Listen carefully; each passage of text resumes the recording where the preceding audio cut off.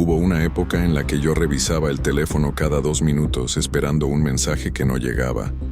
Analizaba cada palabra, cada emoji, cada en línea hace 5 minutos, como si fuera un jeroglífico que iba a explicar por qué esa persona no me quería de la forma en que yo la quería a ella.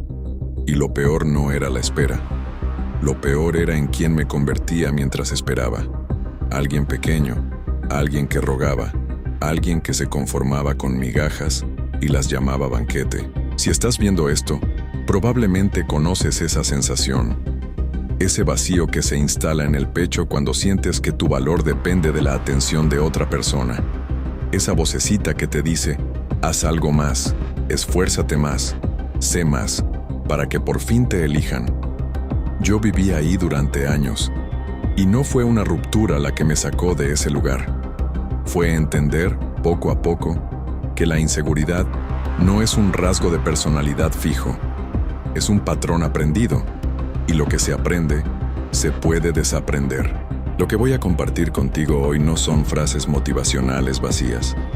Son 5 cambios psicológicos reales, específicos, que transformaron la manera en que me relaciono con el amor, con la atención de los demás y, sobre todo, conmigo mismo. No fue un cambio de la noche a la mañana. Fue un proceso de reconstrucción, ladrillo por ladrillo, hasta que un día me di cuenta de que ya no necesitaba que nadie me validara para sentirme suficiente. Y aquí está lo interesante. Cuando dejé de necesitarlo, empecé a atraerlo. Cuando dejé de perseguir, empecé a ser perseguido. No porque aplicara una técnica de manipulación, sino porque cambié algo mucho más profundo: mi relación conmigo mismo. Eso es lo que la psicología llama el efecto de la escasez percibida y el valor propio genuino. Y en los próximos minutos te voy a explicar exactamente cómo funciona y cómo tú también puedes aplicarlo. Quédate hasta el final, porque el 5º cambio es el que realmente lo unió todo, el que hizo que las piezas encajaran. Empecemos. Parte 1. Dejé de buscar validación externa. El primer cambio, y probablemente el más importante, fue entender de dónde venía mi necesidad de aprobación. Durante mucho tiempo creí que necesitaba que alguien más confirmara mi valor para poder creer en él. Si esa persona me escribía, yo valía. Si no me escribía, dudaba de todo, de mi físico, de mi personalidad, de si merecía ser amado. Esto tiene un nombre en psicología: locus de control externo. Es cuando colocamos la fuente de nuestra autoestima fuera de nosotros mismos, en manos de otra persona, de sus reacciones, de su disponibilidad. Y el problema de vivir así es que nunca tienes el control. Estás constantemente a merced del estado de ánimo de otra persona, de su atención, de su tiempo. El cambio empezó cuando me hice una pregunta incómoda. ¿Quién era yo antes de conocer a esa persona? ¿Qué me gustaba hacer? ¿Qué proyectos tenía? ¿Qué tipo de amigo era? ¿Qué sueños perseguía antes de que toda mi energía emocional se concentrara en una sola relación? Descubrí que había dejado de invertir en mí mismo. Había dejado de leer, de hacer ejercicio, de ver a mis amigos con la misma frecuencia, porque toda mi atención estaba puesta en descifrar los mensajes de otra persona. Así que empecé a hacer algo simple pero radical. Cada vez que sentía la necesidad de buscar validación externa, la convertía en una acción de validación interna. En lugar de revisar el teléfono, escribía en un cuaderno 3 cosas que había hecho bien ese día. En lugar de esperar un mensaje, salía a caminar y me enfocaba en cómo me sentía yo, no en cómo me hacía sentir la ausencia del otro. Esto no pasó en un día. Fue un entrenamiento, literalmente como ir al gimnasio, pero para la mente. Cada vez que resistía el impulso de buscar aprobación externa y en su lugar me daba esa aprobación a mí mismo, fortalecía un músculo psicológico nuevo. Y con el tiempo, ese músculo se volvió más fuerte que el viejo hábito de mendigar atención.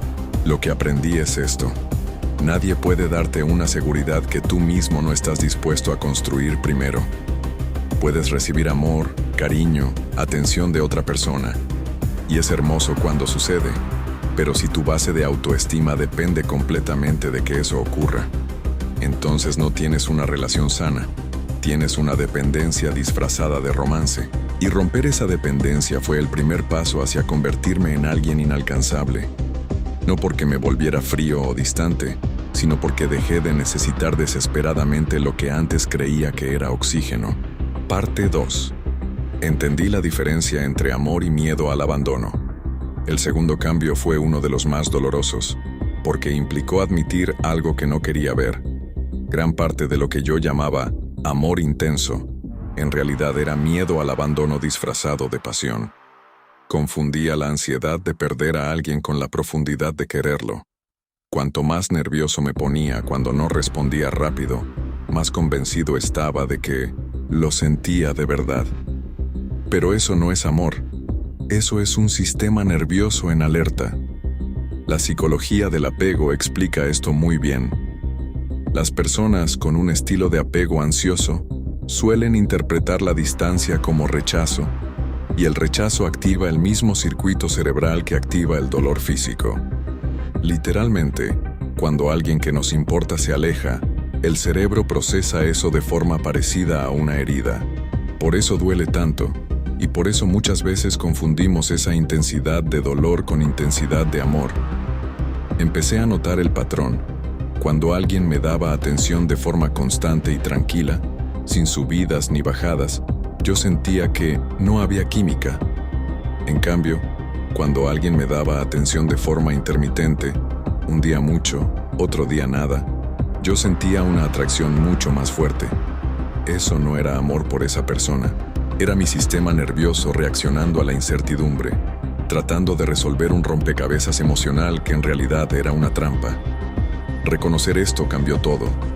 Empecé a preguntarme, cada vez que sentía esa atracción intensa, ¿esto es paz o es ansiedad? ¿Esta persona me hace sentir seguro o me mantiene adivinando? Y poco a poco empecé a valorar la calma en lugar de confundirla con aburrimiento. Empecé a ver la disponibilidad emocional constante como algo atractivo, no como una señal de poco interesante. Este cambio de percepción es lo que realmente separa a alguien que sana su relación con el amor de alguien que sigue repitiendo el mismo patrón con caras distintas. Porque si sigues buscando esa intensidad de incertidumbre, vas a seguir atrayendo relaciones inestables, sin importar cuánto trabajo interno hagas en otras áreas. Aprender a distinguir el amor real de la ansiedad de apego fue, sin exagerar, uno de los descubrimientos que más me liberó. Parte 3. Dejé de estar disponible todo el tiempo. El tercer cambio fue práctico, pero nació de algo psicológico profundo. Entendí que mi disponibilidad constante no era un gesto de amor. Era una forma de ansiedad gestionada a través del control. Yo respondía a mensajes en segundos, cancelaba planes propios por estar disponible, ajustaba mi vida entera alrededor de la posibilidad de que esa persona me necesitara. Y créeme, no lo hacía porque fuera una persona generosa, lo hacía porque tenía miedo de que, si no estaba siempre ahí, la perdería.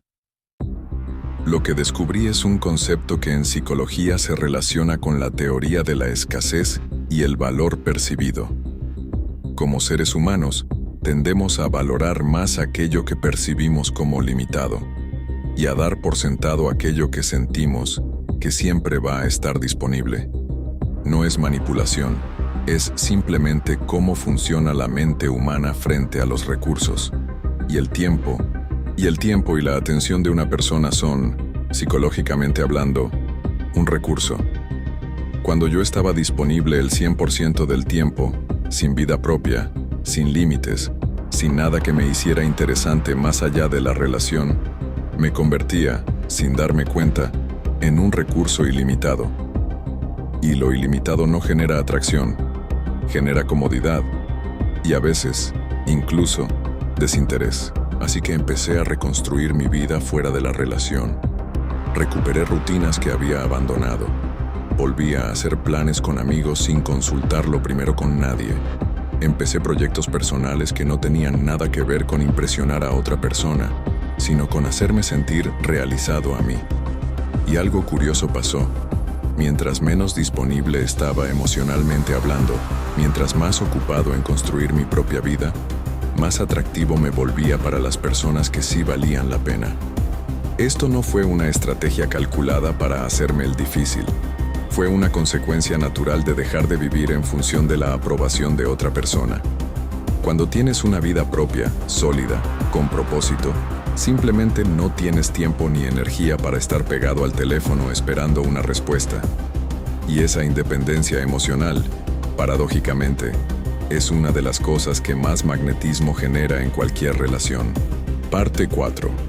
Aprendí a poner límites sin sentirme culpable.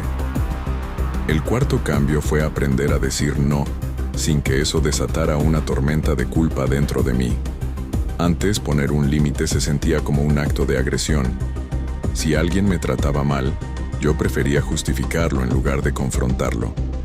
Si una persona cancelaba planes conmigo repetidamente, yo encontraba excusas para su comportamiento en lugar de decir, esto no me parece bien.